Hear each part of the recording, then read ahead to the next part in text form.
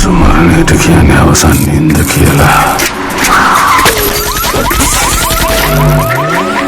ඒ මිනිස්සුම සමහර වෙලාවට කියනවා ජීවිතේ ඉන්නක් කියලා.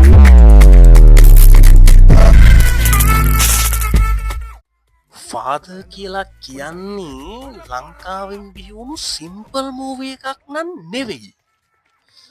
මේක පවර්, ෆියර්, සර්වයිවල් සහ හියුමන් ට්‍රාන්ස්ෆෝමේෂන් ගැන ඩීප්ලි කතා කරන ඉමෝෂනල් මූවී එකක්.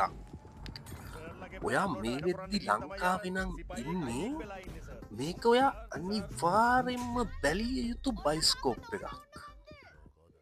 බැස් දෙකෙන් බලලා ඇට දෙකෙන් හිතන එක. පවපට භූමිලා මට කෙලිය නේද තරුණ කැල. කවුද කො මේ මණ්ඩගෙන? මේ මූවී එක ගැන මම මගේ YouTube channel එකේ ලොං වීඩියෝ එකක් ඉස්සරහට ගේනවා. ඉතින් දිගටම අපේ YouTube channel එකත් එක්ක එකතු වෙලා ඉන්න කියලා ඉල්ලනවා. ඒ වගේම subscribe කරලා තියාගන්න. යාමේ බයිලා ලොවේ රාජනාමේ නන්වන හද සාමේ මමයි පාන දුරේ සෝමේ